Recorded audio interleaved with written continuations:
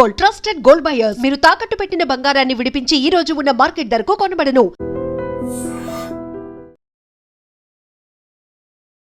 నమస్కారం, welcome to iDream. నేను మీ సంగీత. కొన్ని ప్రాంతాలలో ప్రసవానికి కూడా వెళ్ళే మార్గాలు సరిగ్గా లేక అటు తల్లి అదేవిధంగా కడుపులో ఉన్న బిడ్డ కూడా మరణించడం జరుగుతుంది. రీసెంట్గా మహారాష్ట్రలో ఒక ఇన్సిడెంట్ కూడా జరిగింది. కొన్ని కిలోమీటర్ల దూరము నడవాల్సి ఉంది. అంటే తను ప్రసవానికి హాస్పిటల్కి వెళ్ళాలి అంటే అంత దూరం నడిచే నేపథ్యంలో ఆవిడ నడుస్తున్నప్పుడు ఎక్కువగా రక్తస్రావం అయిపోయి పాప అదేవిధంగా తల్లి ఇద్దరు కూడా మరణించారు. అది ఎంత హృదయ విదారకమైన సంఘటన. అయితే మనకు కొన్ని ప్లేస్లలో చూస్తూ ఉంటే లోకల్లో ప్రైమరీ హెల్త్ సెంటర్స్ అని చెప్పేసి అక్కడ గవర్నమెంట్లో ఏర్పాటు చేస్తూ ఉంటారు. కానీ అవి పేరుకు మాత్రమే ఉన్నట్టు. మిగతా టైంలలో మనం చూస్తూ ఉంటే అక్కడ డాక్టర్స్ ఫెసిలిటీస్ చాలా తక్కువ. వాళ్ళు లోపల దాకా రాలేరు. తర్వాత నెక్స్ట్ వీళ్ళు వెళ్ళాలి అంటే కూడా పని కట్టుకొని మరీ వెళ్ళాల్సిన పరిస్థితి చోటు చేసుకుంటుంది. అయితే డాక్టర్స్ అవైలబిలిటీలో ఉంటారా అంటే వాళ్ళు కూడా ఉండరు. అక్కడ ఉన్న ఎవరైతే మెయిన్ సిస్టర్స్ ఉంటారో, హెడ్ సిస్టర్స్, వాళ్ళే ట్రీట్మెంట్ చేస్తూ కూడా కనిపిస్తూ ఉంటుంది. ఇకపోతే అక్కడికి వెళ్ళిన తర్వాత వారి పరిస్థితి ఎంత దయనీయంగా ఉంటుంది అని అంటే ఎలాంటి ఫెసిలిటీస్ కూడా ఉండవు. వాళ్ళు ఇక్కడ ఏమీ లేవు, మీరు వేరే హాస్పిటల్కి వెళ్ళండి అని చెప్పేసి రాసిస్తూ ఉంటారు. కొన్ని అటవీ ప్రాంతాలలో మనం చూస్తూ ఉంటే అక్కడ సరిగ్గా కరెంటు కూడా ఉండని పరిస్థితులు కనిపిస్తూ ఉంటాయి. ఇలాంటివన్నిటిపైన కూడా మనము కేసులు ఫైల్ చేయడానికి చాలా వరకు స్కోప్ ఉంటుంది. ఎప్పుడైనా సరే ఇప్పుడు తల్లి అదేవిధంగా కడుపులోని బిడ్డ చనిపోయారు కాబట్టి అక్కడ రోడ్డు యొక్క ఫెసిలిటీ సరిగ్గా లేకపోవడం వల్ల ఇలాంటి సంఘటన చోటు చేసుకుంది. కాబట్టి ఏదైతే రోడ్డు ఉంటుందో వాళ్ళు రోడ్ వేసే వాళ్ళు ఉంటారు కదా, దానికి సంబంధించిన డిపార్ట్మెంట్కి కంపల్సరీగా ఒక లేఖను రాస్తూ మాకు ఇక్కడ రోడ్ శాంక్షన్ అయ్యిందా లేదా, రోడ్ శాంక్షన్ అయిన తర్వాత మీరు ఎందుకు వేయలేకపోయారు, ఇక్కడ ఒక ప్రాణం పోయింది, ఒకటి కాదు ఇది రెండు, పాప కూడా లోపల ఉన్న బేబీ కూడా మరణించడం జరిగింది, ఇలా అయ్యింది అని చెప్పేసి వారికి ఒక లేఖ రాయాలి. రాసిన తర్వాత వారు అంటే నోటీస్ పంపించాలి. లేకంటే మనము ఫిర్యాదు కాదు, నోటీస్ పంపించిన తర్వాత అక్కడి నుంచి వాళ్ళు ఖచ్చితంగా ఇన్ఫర్మేషన్ ఇవ్వాలి. దానికి ఇచ్చిన తర్వాత మనము దానిపైన మళ్ళీ ఇంకొక కలెక్టర్ ఆఫీస్కి వెళ్ళాలి. కలెక్టర్ ఆఫీస్కి వెళ్ళేసి ఇలా జరిగింది, మరి మాకు ఎందుకు న్యాయం చేయలేకపోతున్నారు, మాకు ఇలా ఒక ప్లేస్ నుంచి వెళ్ళి హాస్పిటల్ దాకా రావాలి అని అంటే ఇన్ని మైళ్ళ దూరం నడవాలి అంటే చాలా వరకు కష్టమవుతుంది, మాకు ఎలాంటి వాహన ప్రాసెస్ కూడా లేదు, కాబట్టి మాకు చాలా వరకు ప్రాణాలు గుప్పిట్లో పెట్టుకొని రావాల్సి వస్తుంది అని చెప్పేసి మీరు గనక అక్కడ ఒక లేఖను సమర్పించి తర్వాత మీరు ఏదైతే నోటీస్ పంపించారో వారి దగ్గర నుంచి వచ్చిన సమాధానాన్ని వారికి చూపించి వారు ఎలాంటి రెస్పాన్స్ అవ్వకపోతే మీరు ఖచ్చితంగా దానిపైన అంటే ఇక్కడ గవర్నమెంట్ ఆఫీసర్స్కి కనుక మీరు ఏదైతే నోటీస్ పంపిస్తారో ఆ నోటీస్ని మీరు వితిన్ 1 monthలో వారు ఎలాంటి రెస్పాన్స్ ఇవ్వకపోతే వారిపైన కేసు ఫైల్ చేస్తూ మీరు కోర్టులో ఫిర్యాదు చేయొచ్చు. ఫిర్యాదు చేసినప్పుడు ఖచ్చితంగా ఇటు అధికారులు అదేవిధంగా అక్కడ ఉన్న ప్రైమరీ హెల్త్ సెంటర్స్కి సంబంధించిన డ్యూటీలో ఉన్న డాక్టర్ అయితే ఏంటి, అదేవిధంగా అక్కడ ఉన్న స్టాఫ్ అయితే ఏంటి, వాళ్ళందరూ కూడా రెస్పాన్సిబిలిటీగా కార్నర్ అవుతారు.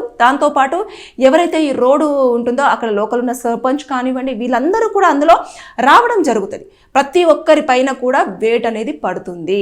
దీన్ని ఎవ్వరూ కూడా గుర్తించరు. అరే మనకు సరిగ్గా రాకపోకలు లేవు కదా, అంటే వెహికల్ ఫెసిలిటీ లేదు కదా, దానివల్ల ఇలాంటి అనర్థం జరిగింది, ఇంకా మనం ఏం చేయగలం, మన కర్మ అని చెప్పేసి అనుకున్న వాళ్ళే ఎక్కువగా ఉంటారు. కానీ ఎక్కువగా అటు సైడు మనం చూస్తుంటే అటవీ ప్రాంతాలలో స్నేక్ బైట్స్ కానివ్వండి, ఇలాంటి డెలివరీ కేసులు కానివ్వండి, అదేవిధంగా కొన్నిసార్లు చాలా వరకు ఈ హార్ట్ స్ట్రోక్స్ కానివ్వండి వచ్చినప్పుడు వాళ్ళు అక్కడి నుంచి ఇక్కడికి తీసుకొచ్చే లోపే చాలా వరకు ప్రాణాలు కోల్పోతూ ఉంటారు. 104 అనే వెహికల్ ఉంటుంది, కానీ ఆ వెహికల్ లోపలికి వెళ్ళాలి అంటే రహదారులు సరిగ్గా ఉండవు. ఇలాంటివి అంటే ఇక్కడ 104 మరి అక్కడ ప్లేస్లలో కూడా ఒక అంటే అంబులెన్స్ లాంటిది పెడతారన్నట్టు. ప్రైమరీ హెల్త్ సెంటర్కి కంపల్సరీగా ఒక వెహికల్ ఎవరైతే రాలేని సిచ్యువేషన్లో ఉంటారో వారి కోసం వెహికల్ తిరుగుతూ ఉంటుంది. వాళ్ళు ఖచ్చితంగా ఇలాంటి సీరియస్ కండిషన్ ఉంది అని అంటే ఆ వెహికల్ వెళ్ళేసి వాళ్ళని పికప్ చేసుకొని ఇక్కడ ప్రైమరీ హెల్త్ సెంటర్ దగ్గరికి తీసుకురావాల్సి ఉంటుంది. కానీ అక్కడ ఫోన్ ఫెసిలిటీస్ కూడా సరిగ్గా ఉండవు కొన్ని ప్లేసులలో. ఇలాంటివన్నీ చోటు చేసుకుంటున్నప్పుడు ఖచ్చితంగా లీగల్గా రైట్స్ ఉంటాయి, వాటిని ఎవరు కూడా యూజ్ చేసుకోరు.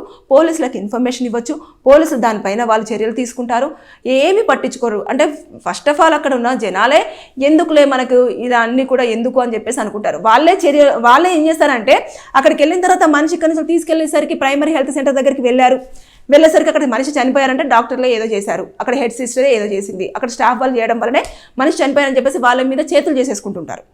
అంటే వాళ్ళ మీద దాడులు చేసేసి కట్టలతో కొట్టడం కానివ్వండి, అది చేసేసి చట్టాన్ని వాళ్ళ చేతుల్లోకి తీసేసుకొని వాళ్ళ నేరస్తులుగా మిగిలి బయటకు వస్తారు. అలా కాకుండా మనకంటూ కొన్ని లీగల్గా స్టెప్స్ ఉంటాయి. ఆ లీగల్ స్టెప్స్ తీసేసుకుంటే వారికి పనిష్మెంట్ ఉండే అవకాశం ఉంటుంది. అదేవిధంగా ఆ రోజు ఆ డ్యూటీలో ఉన్న వాళ్ళు ఎవరైనా సరే సస్పెండ్ అయ్యే అవకాశాలు కూడా చాలా వరకు ఉంటాయి. ఎందుకంటే ప్రాణాలు పోతున్నాయి కాబట్టి. ఇకపోతే అది మార్గ మధ్యంలో జరిగింది కాబట్టి ఆ మార్గ మధ్యంలో ఎక్కడ జరిగింది, అసలు ఎవరి లోపాలు ఉన్నాయి అని చెప్పేసి మీరు ఏ అధికారికి అప్రోచ్ అవ్వాలి అనేది చూసుకోవాలి. చూసుకున్న తర్వాత అక్కడికి వెళ్ళేసి ఫస్ట్ ఒక ఫిర్యాదు ఇవ్వాలి. ఫిర్యాదు ఇవ్వని పక్షంలో తీసుకొని పక్షంలో మీరు ఖచ్చితంగా పోస్టల్ నుంచి పంపించాలి. పోస్టల్ది ఖచ్చితంగా రిసీవ్ అయినట్టే. ఒకవేళ అక్కడ నుంచి సమాధానం ఏది రాకుండా వీళ్ళతో మనకి ఏం అవసరం లేదు, ఏం చేసుకుంటారో చేసుకొని అని చెప్పేసి కనుక వాళ్ళు వదిలేశారు అనుకోండి, ఖచ్చితంగా మనకు కోర్టు నుంచి ఒక లీగల్ నోటీస్ పంపించాలి. ఫ్రీ లీగల్ హెడ్స్ కూడా ఉంటాయి. అంటే డబ్బులు పెడితేనే మేము నోటీసులు పంపించాలి, ఖచ్చితంగా డబ్బులు పెట్టాలి అని చెప్పేసి మీరు అనుకోకూడదు. ఖచ్చితంగా ఎవరైతే పేదవారు ఉంటారో వారి కోసము కోర్టులో కూడా కొంతమంది పనిచేస్తూ ఉంటారు ఫ్రీగా. వాళ్ళకు వెళ్ళి మీ యొక్క విషయాన్ని చెప్పినట్లయితే వాళ్ళే నోటీస్ అనేది సర్వ్ చేస్తారు, ₹1 కూడా తీసుకోకుండా. ఇక్కడ ఆ పాప అదేవిధంగా మదర్ ఎవరైతే ఉన్నారో చనిపోయారో వారికి నష్టపరిహారం కూడా వచ్చే అవకాశాలు ఉంటాయి. దాంతోపాటు అంటే కొంతమంది అనొచ్చు, ప్రాణాలు పోయిన తర్వాత నష్టపరిహారం ఏంటి మేడం అని. అంటే ఇప్పుడు మనుషులనే కాపాడుకోలేకపోయాము, ఇక మీదట వీళ్ళకు కొంచెం పనిష్మెంట్ ఇచ్చేసి ఆ నష్టపరిహారాన్ని తీసుకున్నట్లయితే ఎంతో కొంత ఇంట్లో ఉన్న కష్టాలే కానివ్వండి, లేదు అంటే వారి ఒక ఇంట్లో వెహికల్ కొనుక్కోవడం కానివ్వండి, ఇలాంటివి జరిగే అవకాశాలు కూడా ఉంటాయి. కాబట్టి ఈ నేపథ్యంలో నేను ఈ విషయాన్ని చెప్పడం జరుగుతుంది. కాబట్టి చాలా వరకు బేసిక్గా ఇలాంటివి చోటు చేసుకుంటున్నప్పుడు డెలివరీ కోసము మీరు అక్కడ దాకా వెళ్ళాల్సినంత అవసరం లేదు. మీ ఇంటి దగ్గరికి కూడా ప్రైమరీ హెల్త్ సెంటర్ డాక్టర్స్ వచ్చేసి డెలివరీ చేయడానికి కూడా స్కోప్ ఉంటుంది. వాళ్ళ స్టాఫ్తో వాళ్ళు రావాల్సి ఉంటుంది. మేము రాలేని సిచ్యువేషన్ అండి, మీరు వచ్చేసి ఇక్కడ డెలివరీ చేయండి అంటే వారికి కావాల్సిన కిట్ అంతా పట్టుకొని వచ్చేసి వాళ్ళు డెలివరీ చేయడానికి ఛాన్సెస్ ఉంటాయి. మీరు ఫోన్ చేసి రప్పించుకోవచ్చు, ఆ ఒక ఫెసిలిటీ కూడా ఉంటుంది. కానీ ముందుగా చూసుకుంటే డాక్టర్సే అసలు పిహెచ్సిలో ఉండరు. డాక్టర్స్ పిహెచ్సిలో లేకుండా హెడ్ సిస్టర్ పాపం ఏమీ చేయలేదు. అదేవిధంగా అక్కడ ఉన్న స్టాఫ్ వాళ్ళు ఏమీ చేయలేరు. వాళ్ళు ఏమైనా చెప్పాలి అంటే ఇక్కడ ఉన్న డాక్టర్ని మేము ప్రశ్నించలేము కదా అని చెప్పేసి అనుకుంటారు. కొన్ని పిహెచ్సిలో ఒక డాక్టర్ ఉంటారు, కొన్ని పిహెచ్సిలో 2 డాక్టర్స్ ఉంటారు. కానీ ఎవరూ సరిగ్గా డ్యూటీలో ఉండరు. ఎవరు ఇష్టం వచ్చినప్పుడు వస్తారు, ఇష్టం వచ్చినప్పుడు వెళ్ళిపోతారు. ఎందుకు అనంటే అక్కడ ఏదైతే కొన్ని అటవీ ప్రాంతాలు ఉంటాయో ఆ ప్రాంతాలలో సిగ్నల్స్ కూడా సరిగ్గా ఉండవు. కాబట్టి వారి యొక్క అటెండెన్స్ అనేది కూడా ప్రైమరీగా అధికారులు తీసుకోరు. కాబట్టి వాళ్ళ డ్యూటీకి వస్తున్నారా లేదా అన్నది కూడా తెలియదు. కాబట్టి ఇలాంటి సందర్భంలో వాళ్ళు పనిచేసేది తక్కువ, వారి యొక్క పనులు చేసుకునేది ఎక్కువ. ఈ నేపథ్యంలో ఇలాంటివన్నీ చోటు చేసుకుంటాయి. అక్కడ జనాలను సరిగ్గా పట్టించుకొని వారి యొక్క నెంబర్ పెట్టేసి మీరు కష్టం వస్తే ఈ నెంబర్కి ఫోన్ చేయండి, ఈ మనిషి అవైలబుల్లో ఉంటారు, లేదంటే ఒక పర్సన్ పెట్టేసుకొని ఎప్పటికప్పుడు ఎక్కడెక్కడ డెలివరీ కేసులు ఉన్నాయో అంటే కొన్ని స్టాఫ్స్ ఉంటారు, వాళ్ళ దాంట్లో కొన్ని పేర్లు ఉంటాయి, వాళ్ళు వెళ్ళేసి ప్రతి ఇంటికి కూడా చెప్తూ ఉంటారు ఎవరు డెలివరీ కేసులు ఉన్నాయి అవన్నీ చూసేసుకుంటారు. చూసుకున్న తర్వాత వాళ్ళు వచ్చేసి చెప్తారు హెల్త్ సెంటర్లో. చెప్పిన తర్వాత వారిపైన వాళ్ళు ఖచ్చితంగా కాన్సన్ట్రేషన్ చేసేసి వారిని తీసుకొచ్చేసి ఆ ప్రైమరీ హెల్త్ సెంటర్లో వాళ్ళు ఖచ్చితంగా డెలివరీ చేయాల్సిన బాధ్యత వారిపైన ఉంటుంది. దాన్ని రికార్డ్ చేసేసుకొని ఎవరైతే అధికారులు ఉంటారో వారికి చూపించాల్సి ఉంటుంది. ఈ మంత్లో ఇన్ని, లేదంటే ఈ సంవత్సరంలో ఇన్ని డెలివరీ కేసులు మన దగ్గర జరిగాయి అని చెప్పేసి చూపించుకోవాలి. అది టాప్ మోస్ట్లో ఉండే అవకాశాలు కూడా ఉంటాయి. అంటే నార్మల్ డెలివరీకే ఎక్కువగా ప్రైమరీ హెల్త్ సెంటర్స్ ఇంట్రెస్ట్ చూపిస్తాయి. ఒకవేళ లేని పక్షంలో ఒకవేళ సిజరీన్ చేయాలి అనుకుంటే మాత్రం వేరే హాస్పిటల్కి పంపించడం జరుగుతుంది. రీజన్ ఏంటంటే ఇక్కడ ఫెసిలిటీస్ ఉండవు కాబట్టి ప్రాబ్లం అయ్యే అవకాశాలు ఉంటాయి. ఇక్కడ ఒకే ప్రాణం కాదు 2 ప్రాణాలు కాబట్టి అవి కూడా దానిపైన కూడా దృష్టి సారిస్తారు. ఇక్కడ చూసేసుకుంటే కేవలము నడక వల్ల 2 ప్రాణాలు పోయాయి. అంటే ఒక్కసారి ఇమాజిన్. అంటే అక్కడ అవకాశం ఉన్నా కూడా యూజ్ చేసుకునే అంత వెసులుబాటు లేక, వారికి అవగాహన లేక ప్రాణం కోల్పోవలసిన పరిస్థితి చోటు చేసుకుంది. కాబట్టి లీగల్గా చాలా వరకు అన్నిట్లలో స్టెప్స్ ఉంటాయి. కొంచెం టైం పడుతుందేమో, కానీ అక్కడ మనకు న్యాయం జరిగే అవకాశాలు ఉంటాయి. ఆ రోజు మనము ఒక మనిషిని కోల్పోయాము అని అంటే ఎవరి నిర్లక్ష్యం?